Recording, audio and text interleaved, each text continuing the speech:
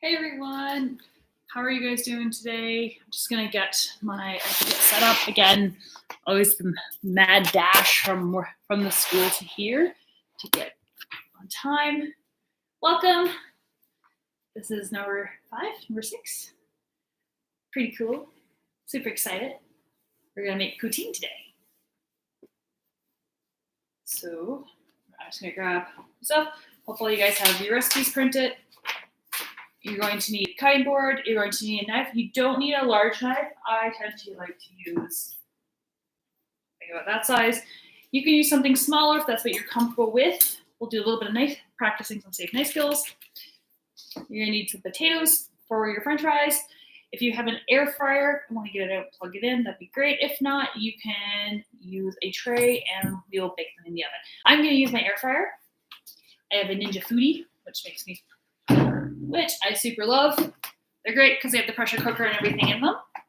So I will be using that for French fries. You'll need a bowl, bit of olive oil, and salt, pepper, beef broth, chicken broth, a bit of flour, a little bit of cornstarch, some water, and unsalted butter. So, and it says 2 pounds of russet potatoes, so it's 3 or 4 potatoes, and that is for 3 people. So if you're making for more than that, you might need a couple extra potatoes. I live alone, so I know just one for today. So I'm gonna wash that, get stuff out.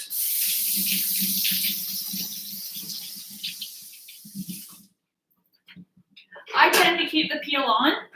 I don't mind a little bit of peel on my potatoes. Some people don't like them. So to peel them, if you have a peeler, you can use one like that and play against and peel your potatoes. So it all depends on what you like.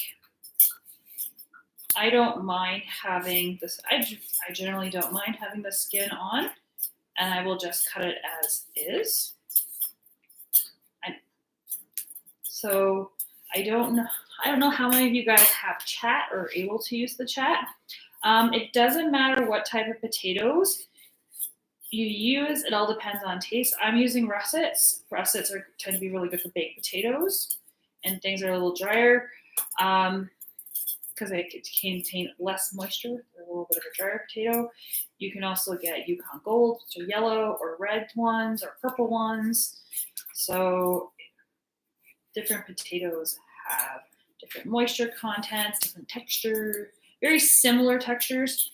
I tend to like Yukon Golds or the red potatoes for doing things like mashed potatoes or smashed potatoes with things with peel on. I am using an air fryer. Yes, I'm opting to use an air fryer because I find it a lot easier. And for this, I can kind of show you what they look like. If you are not using an air fryer or you don't have one, I'm going to get you to preheat your oven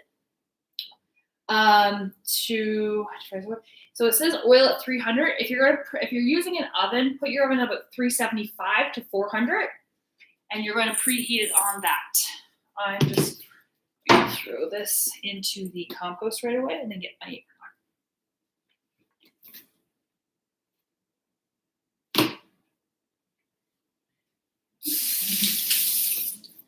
on. Hope all you guys had a great week. It's an interesting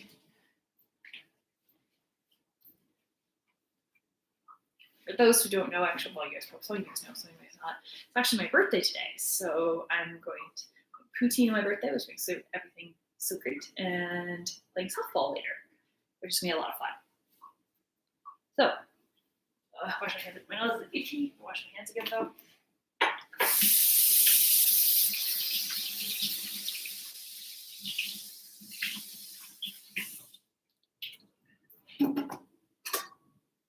I'm gonna use a bowl for my French fries.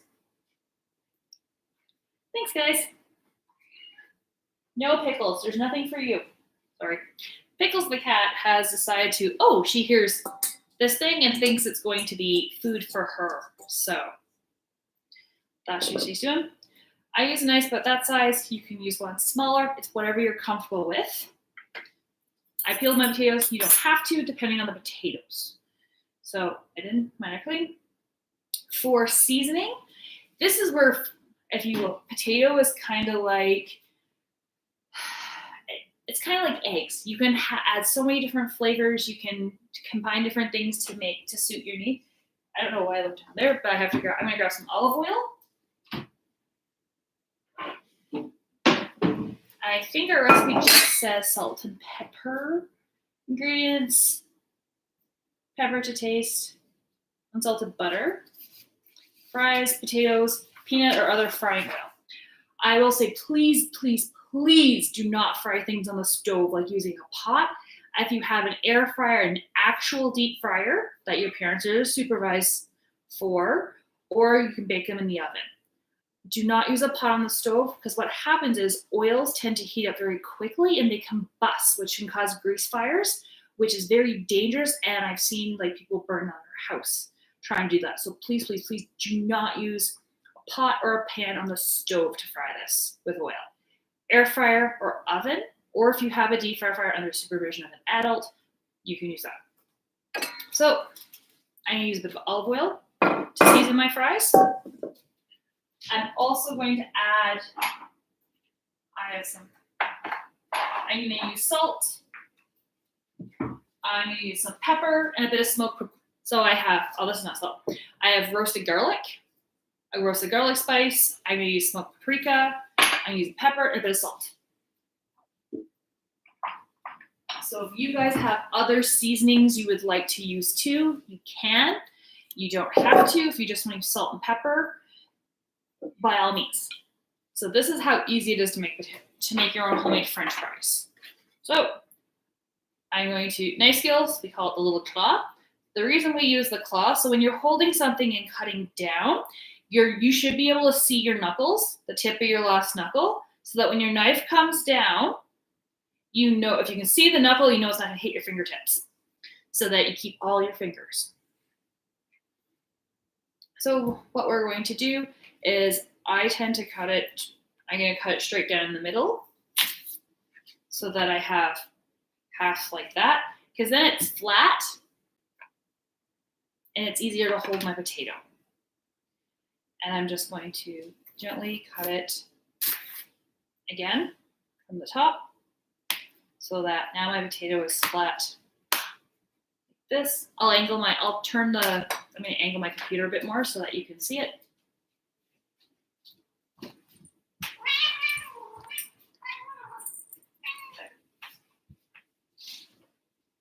There we go, that looks a bit better.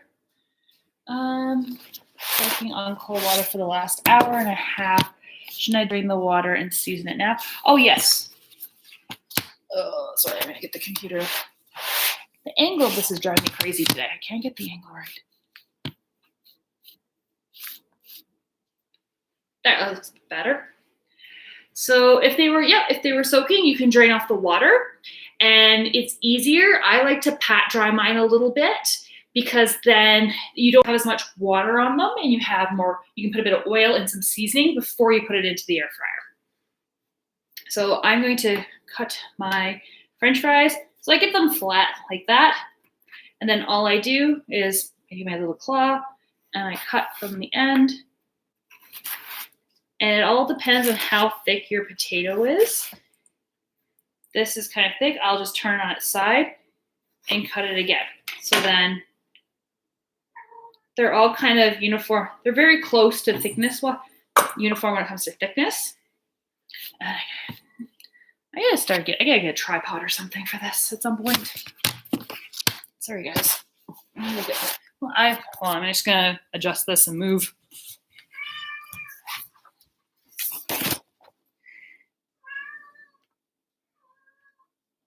There. So if you hear the random meowing in the background, that is my soaked dill. There we go, that looks better. So my potatoes are a little thick this way, so I'm gonna turn and cut them again, and now I have French fries. So my goal is to try to keep them, they don't have to be perfect, they don't have to be pretty, as long as they're cut a little uniform so they cook well together. And this one's already kind of thin, so I'm not gonna cut them. I'm just gonna make them into French fries. Like that. French fries, if you're doing them in the oven, will take about 40 minutes on 400. It all depends on the thickness that you cut your potatoes. So I'm just going to cut mine this way. And I'm going to turn them and then cut them this way again, just so I get my French fry shapes. And then my potatoes are going to be pretty uniform all the way through.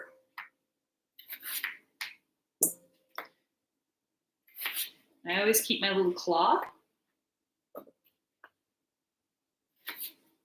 So I can pay attention to where my knuckles are so I don't cut myself.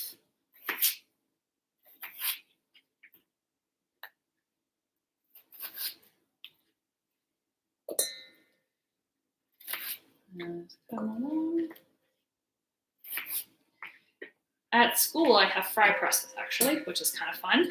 So a fry press is like this little contraption. It looks like kind of looks a little bit like a cheese grater-ish. So it's a little contraption. It's long, and then there's a little lever that folds back. You pop the potato in, and it looks like a grate. And then you push down, the fry shoot out the other side, and it shapes them almost all uniform, so they cook really well together. So fries are cut. I'm gonna you can put about a tablespoon of olive oil. It all depends on how much you have there. Mine, I don't have a ton of them. I'm just gonna put a little bit over. It equals about 2 tablespoons generally. I use russets because russets are really dry. Okay, that is okay. What kind of do you know what kind of potatoes you're using? By chance? Oops, I forgot to.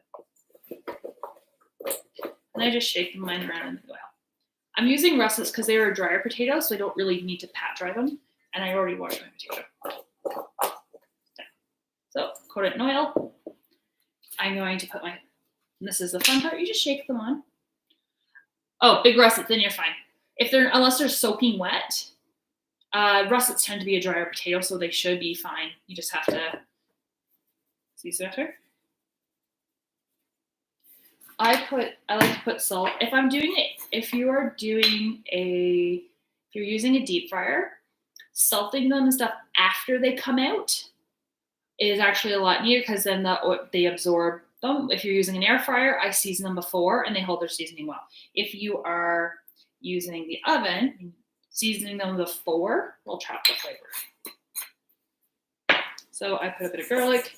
I'm going to put a little bit of paprika.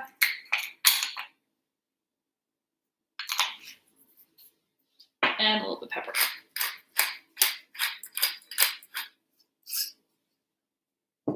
And then all I'm going to do, that one almost came out, just shake them around a little bit until they're coated. So they're done. Whoops, and one fry went AWOL. There we go. And then you pop them in the air fryer. Am I going too fast? Are you guys doing okay so far?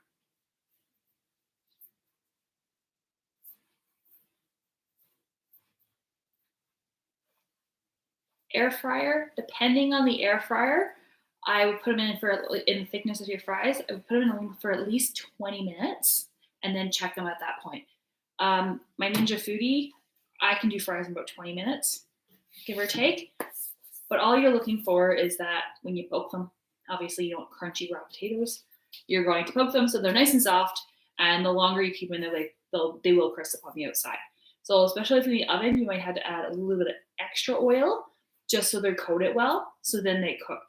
Please use parchment paper or a silicone pad if you're putting them in the oven because they will stick. Especially if you try to flip them halfway through, most times they do stick, so please put them on parchment paper or a silicone pad. Even on non-stick sheets, they tend to stick. So, my air fryer has a little basket that looks like that. I just pop it in, put it down, push a button, and off it goes.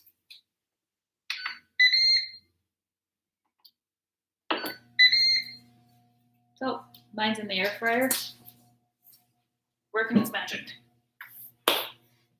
How are we doing so far?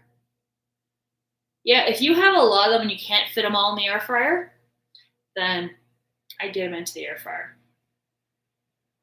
Fun thing is, it actually only takes, this cook time is 30 minutes, and that's mainly because of the French fries too. It doesn't take a whole, so making a gravy is actually not, it doesn't take as long as you think. The important thing with making a gravy is that you need to cook the flour enough as you're going through, because if not, it'll taste like raw flour. It'll be terrible. So those using the oven, you should gotta get your fries in the oven first. I will wait probably about another 2-3 minutes just to make sure that people can get their fries in the oven before I move on to making the gravy. So everyone have cheese curds? Yummy. If you couldn't get cheese curds, you can use mozzarella or any kind of cheese that you want. Growing up, we didn't use cheese curds. I used to find out use mozzarella. Not my favorite, but in Newfoundland we do fries, dressing, and gravy. So we actually take stuffing that you would stuff like a turkey with. It's not the same as stovetop. It's a different stuffing we make with what's called savory, which is a Newfoundland spice. And we take savory, which is different from summer savory that you get from other East Coast provinces. And we put that with bread, and we put it with butter and a bit of onion, and we actually make a stuffing, or dressing is what we call it, and we put it over our French fries and put gravy on top. So we have a Newfie riff on the pudding too. On the poutine too. So I'm just gonna grab my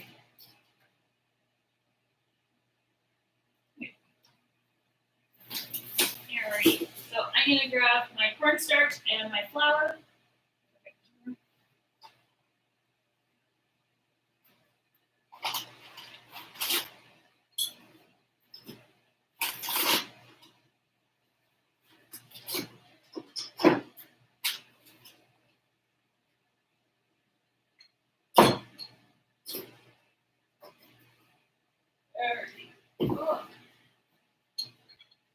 Okay, so got my flour.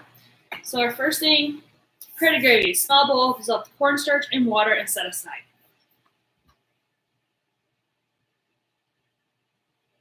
Yes, do 2 rounds. So please follow the directions on the fryer and only fill it to where it says max, and then just do a second round when it's done. So I have flour, I need some cornstarch.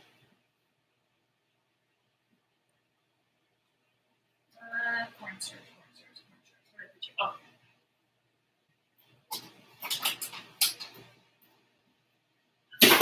So flour, cornstarch, and then I have my spices, water, 6 tablespoons of unsalted butter, half a cup of unbleached flour, 2 onions of beef broth, 10 ounces of chicken broth, salt, pepper. So if you don't have all chicken broth or beef broth, that is okay. You can use one or the other or a combination of both. I have broth that comes in all my broth and stuff comes in jars, and it's a spice. So all I have to do is mix it with water to make my broth. I don't use the cartons or the pre-mixed stuff. It's just a personal preference. So I'm gonna grab mine real quick.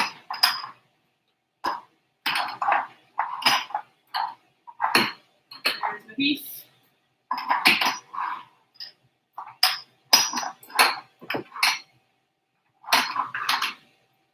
Alright, beef and chicken. There we go. Beef broth, chicken broth.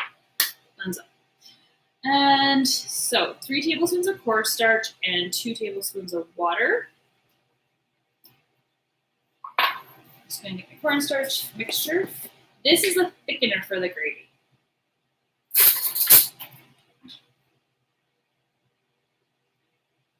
So cutting the potatoes, you're going to cut them. So you're going to cut them lengthwise like this. Keep your claw so you don't hurt your fingers. And then you're going to cut them in quarters. And then you're just going to slice them so they look like French fries. And you're going to try to get them as uniform as possible. It doesn't have to be perfect. So I'm going to open my air fryer and show you what mine look like. A little hot. Mine kind of look like that. So I cut my potato into half.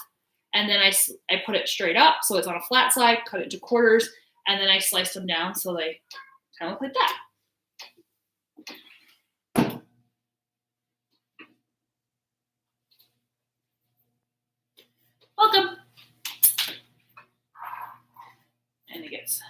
So 1, 2.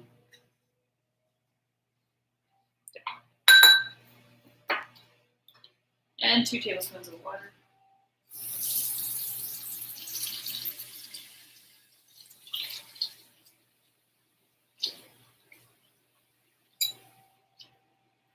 So I don't know how well this is going to use. So if you've ever made the, what's it called? So like a goop or oolek or something they call it. That's cornstarch and water. It says 3 tablespoons of cornstarch, 2 So prepare the gravy in a small bowl, dissolve the cornstarch in the water and set aside. So mine kind of looks clumpy. I think I put a little bit too much cornstarch. So the goal, mine looks like that oolek stuff you made. I'm gonna add a little bit more water, just doing cornstarch and water. Yeah. You're only gonna put in enough, so essentially, so it doesn't make like that goop you had as a kid. So the cornstarch is fully dissolved in the water. It's a little bit of a pain sometimes to get cornstarch dissolved in water.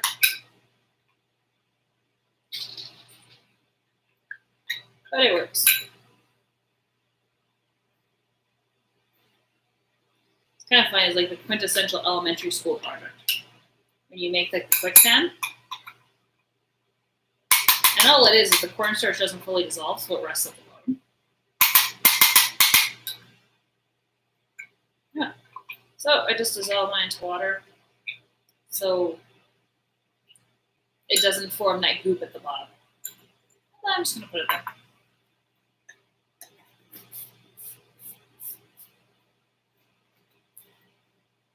So, are we doing okay, guys? I got cornstarch and the water mixed in.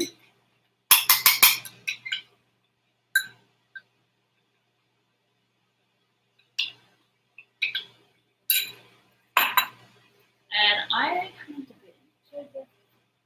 the next step we say is to melt and get your butter. So cornstarch is in water, done.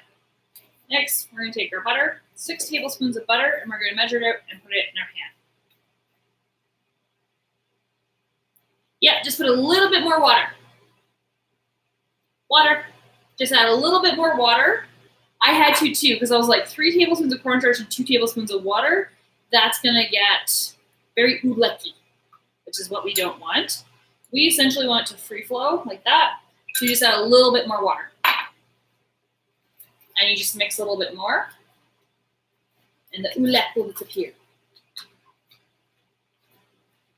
I think it's called oolek.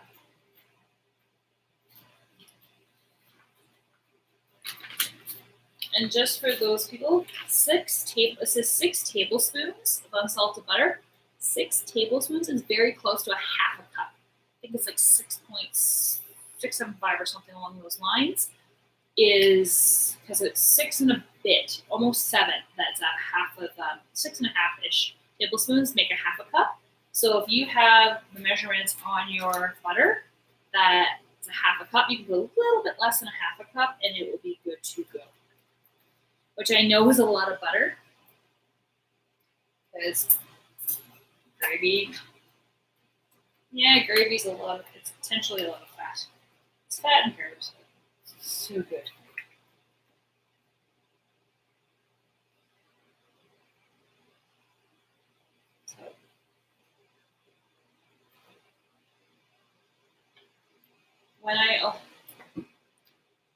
So start measuring your butter into your saucepan. Do not put the flour in right away.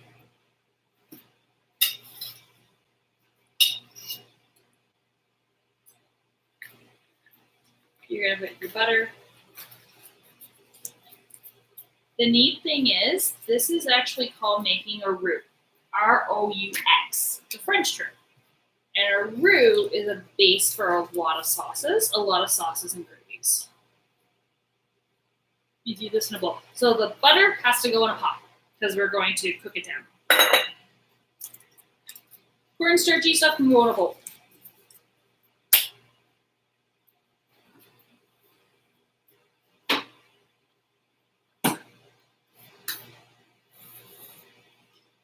All right. So what I like to do for this is I got my butter in there. I will take a small bowl and put my flour in another bowl and get my broth ready. So before I start cooking my butter, I will get the rest of my stuff ready. So I'll get my broth in another bowl, and I'll put my flour in a small bowl. So for flour, we only quarter of a cup. So grab my trusty bowl. Get my flour ready.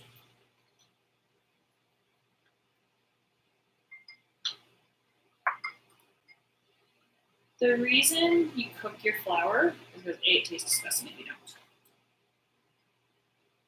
It can also make you sick. Flour is one of those things we have to cook. So the neat part is if you don't have butter, I've actually, and this is going to sound delicious and maybe a bit disgusting for some people, but I've actually used bacon fat. So a roux is actually also the base of a cheese sauce. So instead of using all butter, I use a bit of bacon fat with my butter to give a smokiness to it, and cooked my roux down that way. Added my beef broth, and then actually put chunks of bacon in it. And I used it I used it at my gravy. So essentially, I made almost like a bacon gravy. You can do the same thing with mushrooms. So if you cook down mushrooms, I'm going to use mushroom stock. You can use mushroom stock in this. So the roux is also the base of a cheese sauce. So when we get to the steps that shows when your flour and your butter are golden brown, instead of adding beef stock, you would add milk and cook with milk, and then you would add grated cheese. And that actually makes a cheese sauce that you can use for vegetables, or for mac and cheese. That's how we make a standard cheese sauce. Just make your roux first, milk, grated cheese, and keep mixing it up, and it'll get super thick. You add your salt and pepper, and there's your cheese sauce. So we're doing a basic skill, making a roux for gravy. And I'm gonna get my broth done real quick. So it says 12 ounces of beef broth, 10 ounces of chicken broth. So 30 ounces is just under a liter, which is a liter is just about 4 cups. So I'm gonna use a bowl. Because mine are freeze dried, and so 20 ounces, I'm just gonna use 2 scoops of the beef broth, 2 scoops of the chicken broth, and then I'm good to go on that. And my measuring spoon is right here. So, because for me, for this, a teaspoon and a half makes 1 cup. And this is my beef broth. So I will use a tablespoon to make 2 cups.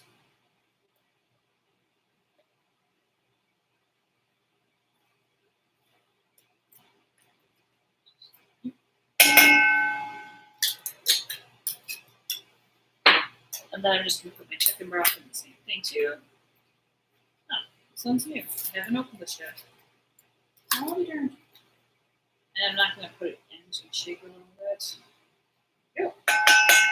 So I got my beef and my chicken stuff ready to go. And I'm just going to add about a liter. I'm going to add a liter of water, which is 4 cups.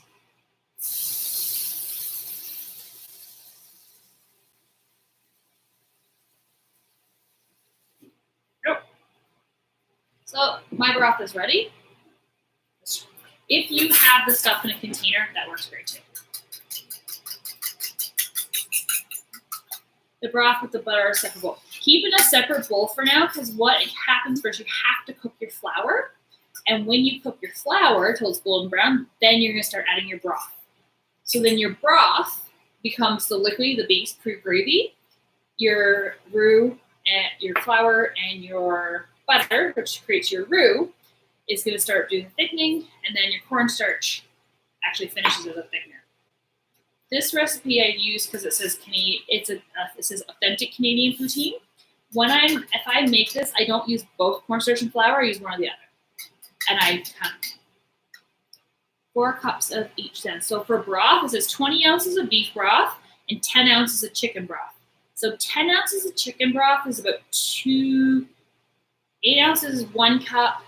10 ounces is about, say, a cup and a quarter. So a cup and a quarter of chicken broth and 2.5 beef broth. which I know is 3 3/4. So it's not quite 4 cups, but it's close. Or 4 of one and 2 of one. So it's about 4 cups total. Some people do half and half. I look at it as technically 2/3 and 1/3.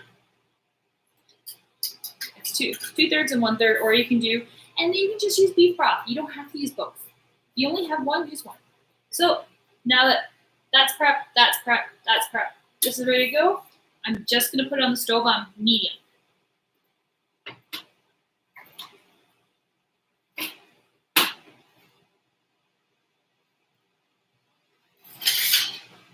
For this, if you have a whisk, I would suggest using a whisk.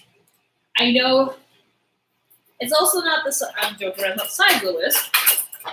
For this, because I'm actually going to use a mini whisk. It depends on what, because I am using a pot that's smaller and more narrow, and this will actually bring up a lot on the sides.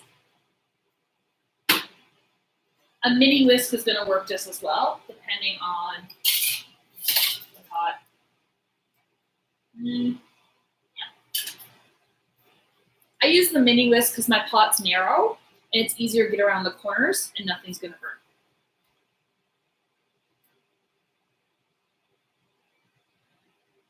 One and a half, 20 ounces, because 8 ounces is 1 cup. So 10 ounces would be 1.25 cups. And 20 ounces would be 2.5. So 2.5 and 1.25 for the beef broth.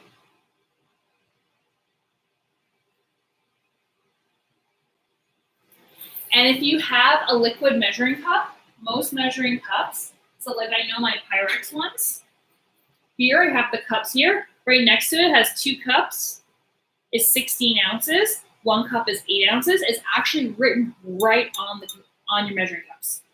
So every now and again, depending on your measuring cup or the ones you have, if you get a recipe that has ounces on it, it'll actually have ounces on your measuring cups as well. So you don't have to do all the math in your head. The reason I say I will ask you guys to pre-measure everything and have it ready to go is because once you start cooking your flour, you have to pay attention to it. Because if your pot is too high, you'll burn your flour, and then it has a really acrid, disgusting taste to it after you put your broth and stuff in. So I have my butter on. My butter is melting all the way down. So essentially, I'm just going to melt it slowly, and it's going to turn brown. I'm just going to cook it on a low to medium heat. Medium's good. So I have mine just above medium, because we're going to melt everything down until it's nice and until the butter it'll look like it's bubbling a little bit. That's when it's bubbling a little bit, then you can put the flour in. So I'll show you what that looks like. It takes about 2 to 3 minutes. And you're going to cook your flour, it says, for about 5 minutes. So essentially, if you like golden brown toast, we're going to cook your flour till it starts turning like a golden brown. If it turns a dark, like a pie crust. So pie crusts mostly have this nice, like a light brown color to it. That's what we're looking for when we cook our flour. Kind of like pie crust, because all pie crusts are is flour, butter, and water. So we're going to kind of look like the color of a pie crust. If it goes too dark, like a dark brown, that means you burned it and you have to start over again. Dark brown, so dark brown like this is a little too dark. So we're going to look for something lighter than my apron. Okay.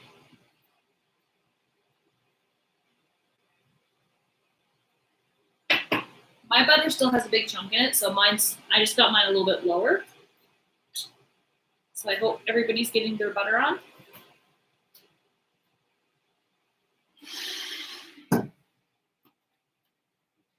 So while you guys are getting your butter on, I'll put my flour and stuff away. So that gives you guys a few minutes.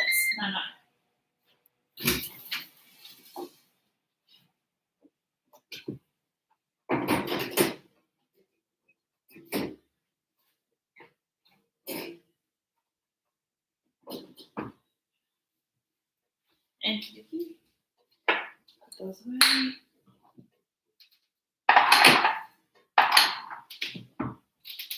Oh yeah, you go.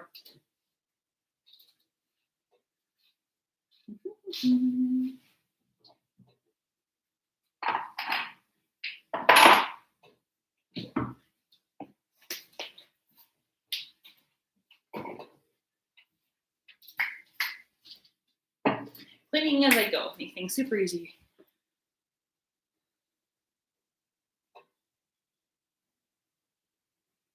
Well, welcome. So whoever has F4R3S, welcome. Pop up and you recommend it. Oh, it's nice to see you. We are doing poutine. So we have our French fries already made in our air fryer or in our ovens, depending on what you're working with at home. And we're getting started on the gravy. So we're taking, oh, hey, Sad. Oops. Well, welcome. So I'm just melting my butter down. So my butter is starting to look, I still have a little chunk. Essentially, you're just going to keep cooking it until it starts to bubble a little bit, and then there's no chunks of butter, so it's completely liquid. I have my beef and chicken broth. If you are vegetarian, you can use a mushroom broth or a vegetable broth too. It doesn't have to be beef or chicken. It all depends on your personal taste at home. You might need to stir your cornstarch a little more because it's going to get very ooleki at the bottom. I'm going to check on my French fries because my air fryer just beeped. Be careful when you take stuff out. So mine I can pierce easily with a fork. So my French fries are done. That's what they look like coming out of the air fryer. So they're nice and golden brown. When I poke them with the fork, they break apart.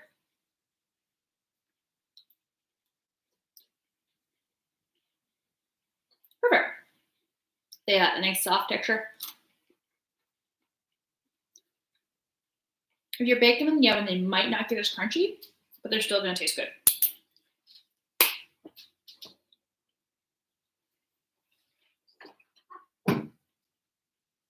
My air fryer is also a pressure cooker. So because my air fryer is also a pressure cooker, it cooks French fries a lot quicker. So I can hear my butter crackling. It's hard to maybe see it. You see a little bit of a foam stuff on top. I don't want to pour out my butter. There you go. So you can see it. So that's what my butter looks like. It's all melted. At this point, because it's starting to bubble a bit, I'm going to put my flour in. And I'm going to keep stirring. I keep thinking I probably should have grabbed my, I have a little one burner. I could have probably used that so I can stay with the camera. Are you guys ready? Is your butter on? Getting melted?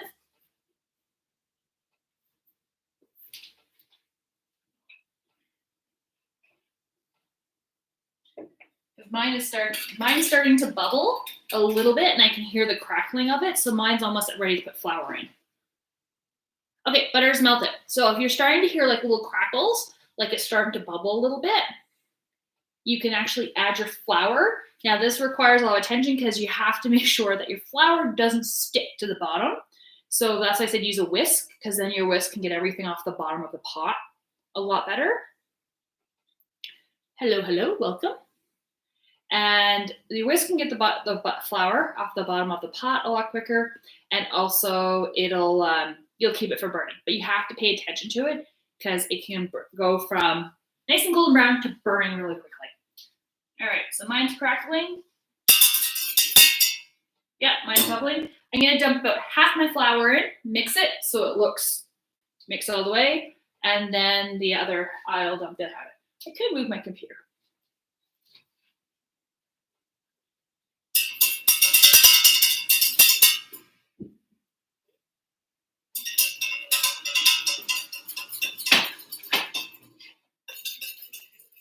So you're gonna see mine looks super brown right away because I'm using whole wheat flour. So all I'm going to do is I'm going to make sure I'm going to turn down my pot a little bit so it's on medium. And I'm literally just going to stir it for a few minutes Because the main goal with this is you want to cook your flour for about 5 without having it stick and burn to the bottom of your pot. So all you're gonna do is you have to be careful with, pay attention to it, and whisk it.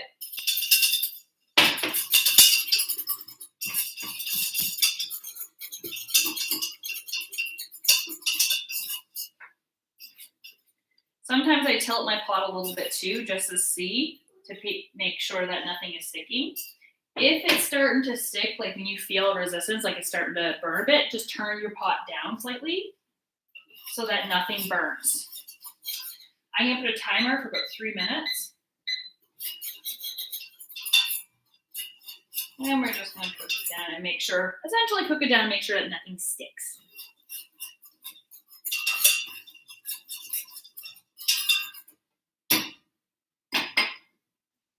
Mine's bubbling up a little bit. Oh, mine's starting to bubble a lot.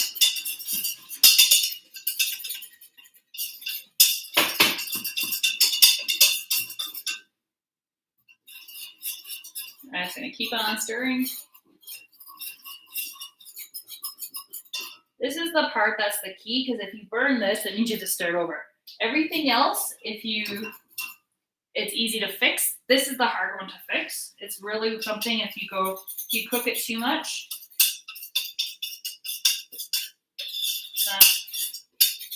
And you'll actually smell the flour as it's cooking.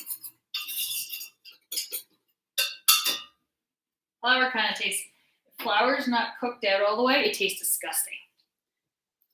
I don't know if you guys have ever tried raw flour. Not a good taste.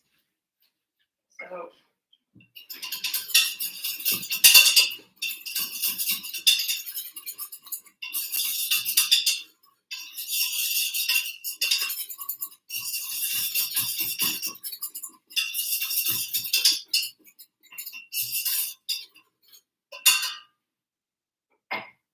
for those making this at home, how's it going? It says about 5 minutes, actually, 3 to 5 minutes. You're looking, if you're using white flour, you're looking for a golden brown color. If you're using, I'll show you what mine looks like. Mine, I'm using whole wheat, so mine will look a little darker than yours would. But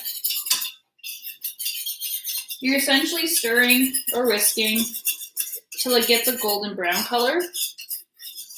And you're trying to make sure nothing sticks to the bottom. So like mine's not sticking. I'm trying to get you to see a little bit. Mine's still bubbling, but all I'm doing is stirring.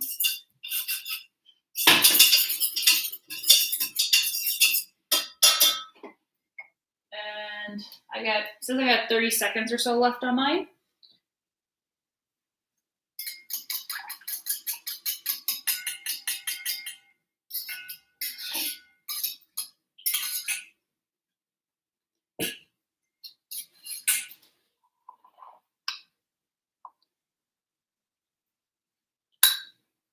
Okay, so mine's probably done by now because mine.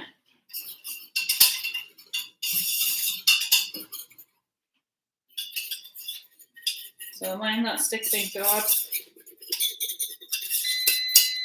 There's my timer for the 3 minutes. So I've had mine probably on for about 4, and mine's starting to look.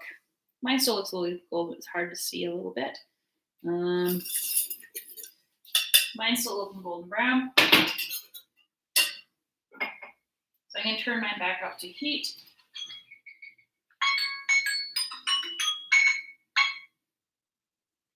That is actually Mr. Bain calling, so I will call him back in a few minutes. So we're just I turn mine back up. Mine's pretty,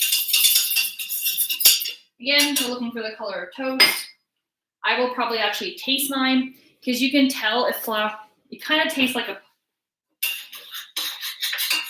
so just be careful. Always. It kind of tastes like, if you think about it, if you taste into a pie crust and it has a little bit of that chalky texture, what's the word for? Almost like when you taste pie crust. A cooked pie crust will have a certain taste to it. That's kind of what you're looking for with that. If it tastes like really, what's the word I'm looking for? like raw flour has this, it's a raw taste to it. It's hard to explain. So essentially that's why we do it by color. So mine actually has a nice golden brown color. I'm going to add my broth. So roux cooked, and it says to add all your broth. So beef and chicken broth bring to a boil, stirring with a whisk. So now you're going to crank up. You're going to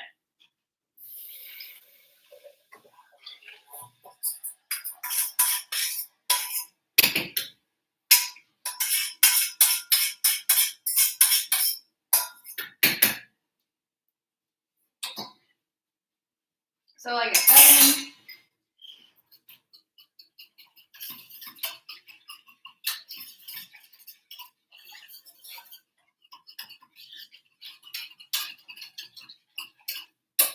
So essentially, I just whisk mine together. I'm going to turn mine up on higher temperature so it can boil together. And it's going to boil, and as it boils, it's going to thicken up. Still yellow, do I keep stirring? Yeah, you could also turn up your heat a little bit if it's still, if you are stirring it and it still looks really yellow and it's not turning to more of a golden brown, you can turn it up a little bit. Turn your stove up. So mine just added my broth and I'm waiting for mine to boil.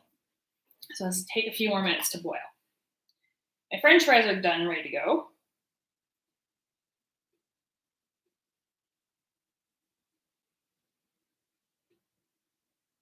So, sorry, I just keep getting,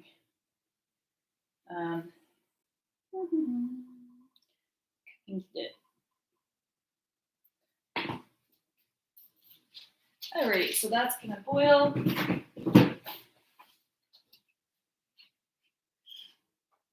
And once it starts to boil, it's gonna thicken up, and you're gonna add about half your cornstarch mixture, and then you'll see it start.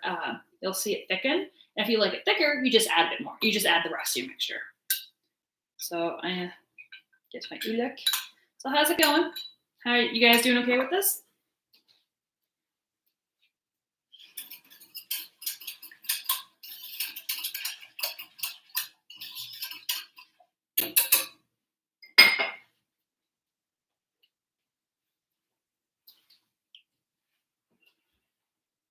It's been going for 3 minutes. So 5 minutes, they say, stirring regularly could take you up to 5.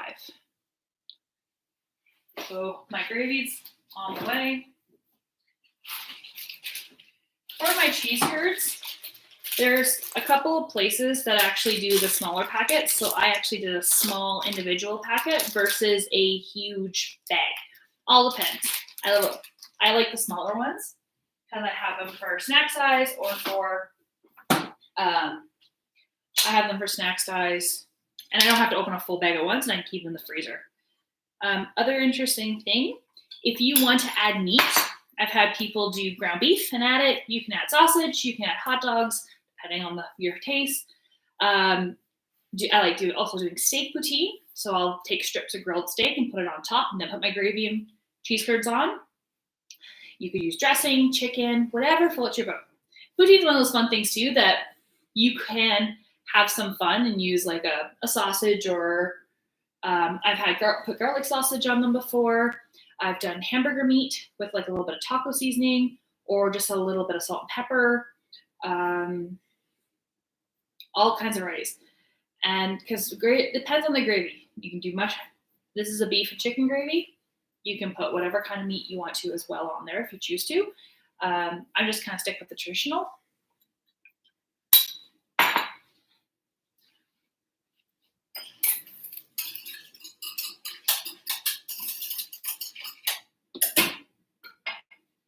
So mine is still waiting for mine to boil. Any questions so far? We doing okay?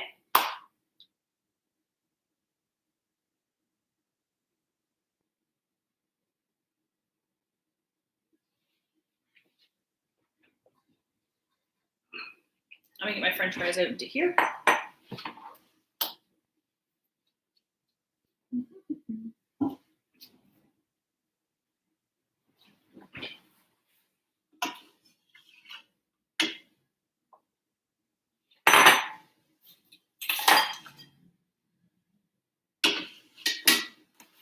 So after after they come out of the air fryer, that's what my French fries look like.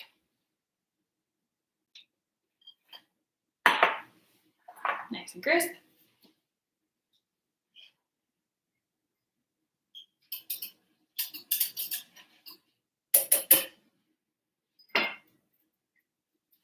Takes a while for the gravy to start boiling. So how is your roux doing?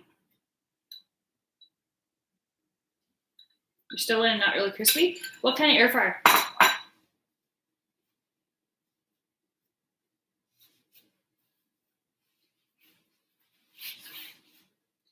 If it's a Tefal fryer, it might take up to 45, 50 minutes, depending on how much is in there. And if it's rotating, like mine's like my air fryer is like a convection oven, so the air flows a lot easier. Tefal if it's a Tefal ActiFry, could take you up to 50 minutes. I have 2 of those in the foods room. They do take a bit.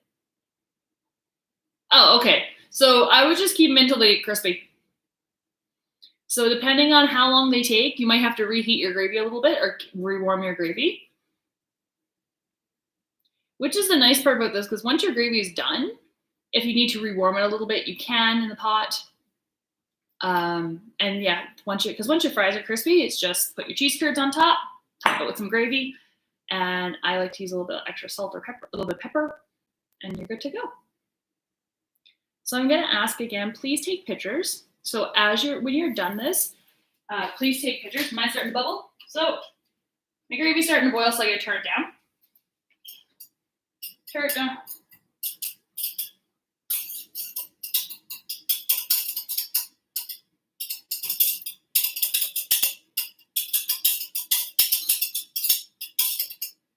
So now that my gravy is starting to boil, I'm going to turn it down.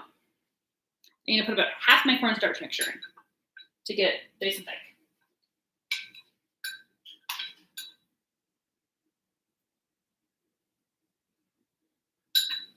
So just going to pour it in.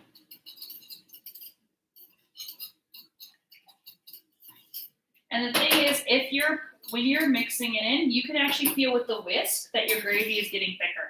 You'll feel a difference. Please whisk in your cornstarch well, because if not, it gets clumpy. Your cornstarch will clump into the mixture, so make sure you whisk it well. Otherwise,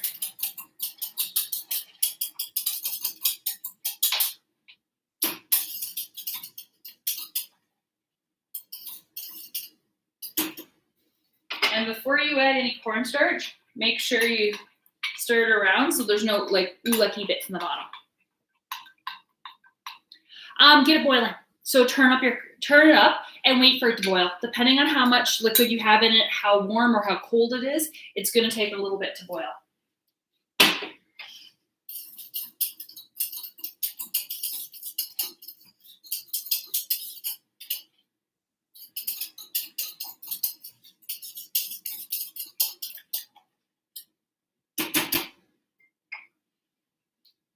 So mine's bubbling. I can't put it too much to the screen, otherwise I'm going to dump it on you. So the trick with gravy, I like my gravy a little thicker. The trick to know if it's done, you run your spoon through it, and there should be no lumps. I call it the spoon test. Well, it's called the spoon test. I call it that, but it's not me that started that. So what you do is when you put the spoon, run it through, you look at the back of your spoon. If it's running off and nothing's coating your spoon, your gravy's too thin and you don't have enough of the cornstarch mixture added to it. Mine doesn't coat a lot, it runs off. I add the full cornstarch mixture in, and I do it with half and then another bit. Because I like a thicker gravy. I don't like a watery gravy. I always prefer mine thicker. So I'm going to put in the rest of my cornstarch mixture, and then I'm just going to whisk it in.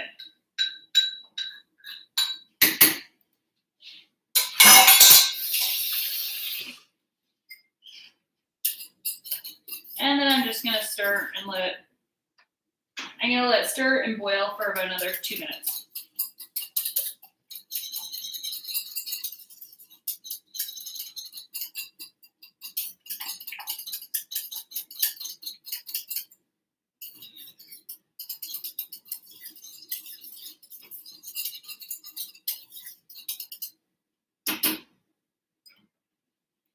I let it cook for a little bit.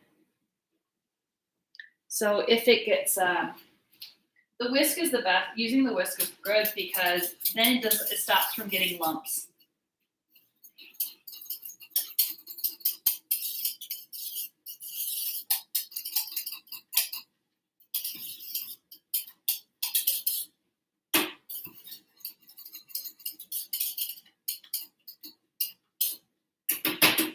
So mine, I'm just gonna check it to show you right now. My gravy is actually pretty well done. I'm gonna take my spoon, I'm gonna stir it again. I'm just gonna stir it right along the bottom, pick it up, look for lumps, make sure there's no lumps or anything. I always make sure I stir the bottoms and the corners because we don't want anything to burn or stick. So all I did was, now you can see it still runs off, but it's coating the back of my spoon a lot better. So generally, if it's clumping, you have too much flour or too much of a mixture in, and you're gonna have to add a bit more broth. If it's not clumping and it's running off freely, like as you think of it, it's thicker than just say, I don't want to say not as thick as a pasta sauce, but maybe thick. I don't want to say along the consistency of chocolate syrup, but it doesn't run off the back of your spoon, then your gravy's done.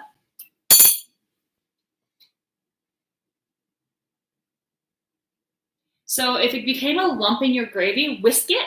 Just keep it and whisk it. Mine lumped too. Mine became clumpy, even though I stirred my cornstarch before putting it in. It's still clump. Just whisk it and take a minute or two just to whisk it really well, and it should break up. And if it doesn't break up, just take a spoon and pick it out. So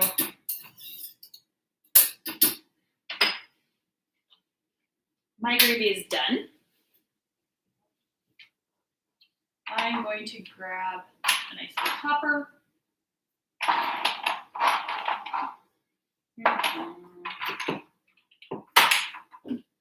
There's my fine herbs.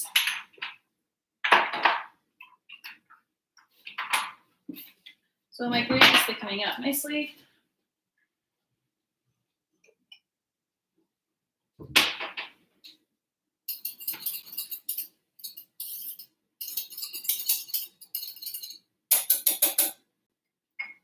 And the thing is, the longer you cook it, the more it'll thicken up.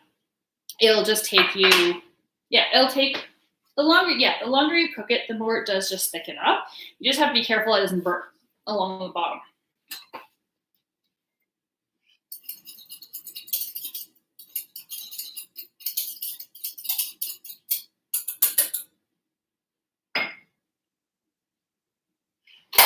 So I'm just going to turn it off. The heat will get there. I'm going to take a couple of French fries.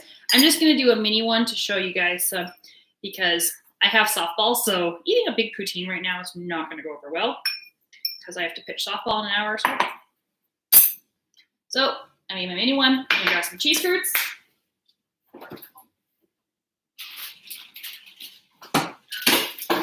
And if you like more or less, you can put whatever floats your boat on there. As they say in Newfoundland, float your boat, fill your boots. And I had a kid one time look at me and say, Miss Bennett, I'm not wearing boots. I'm like, idioms. So I'm going to put these pieces on there. For now, yeah, I'm going to eat the rest of this after. No worries on that one.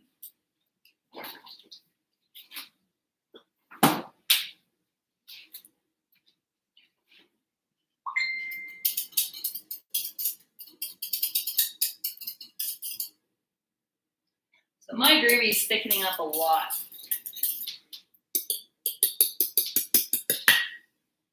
So if for some reason you have lumps in your gravy and they're not smoothing out, just take a spoon, stir around till you got it, pick out the lump and just like get rid of it. Dump it out, rinse off with water, and you can always make more cornstarch if it's not thick enough. You can always put a bit more cornstarch in water and make more to thicken your gravy. So mine's nice and thick. I'm content with it. I'm just going to take a little bit. I'm going to pour it over the top.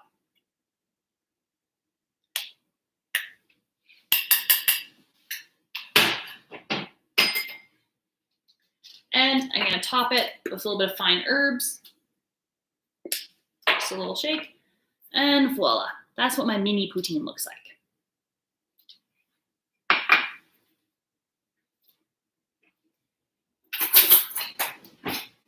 little fork. And then that's it. That's all it is. You can put it together. You can add extra toppings to it if you want. If you have crumbled bacon, sausage. That's it. And of course, I dropped my cheeseburger. So guys, that's it. That's all we have to do to make a delicious homemade poutine, and it will taste so much better. And then you have a practical skill for making a gravy or a roux. Practical skill make a roux, so then you can actually make your own cheese sauce. You can make your own gravies, and tastes so much better than getting anything from the can. Do you guys have any questions?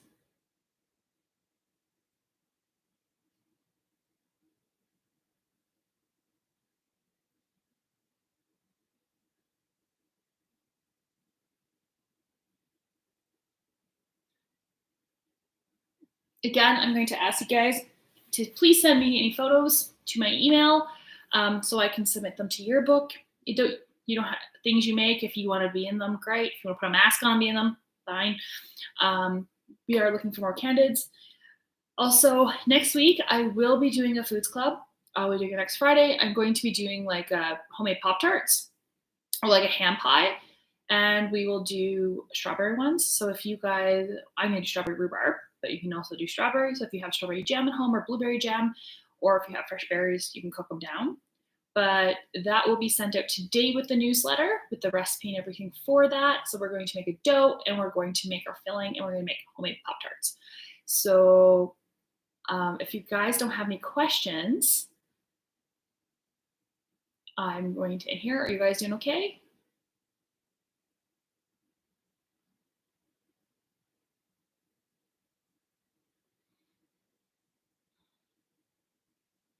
And of course, this will go to YouTube after. So if you ever want to revisit it, or you need to, if you want to ever check out the recipe again or replay the video, it'll be available on YouTube.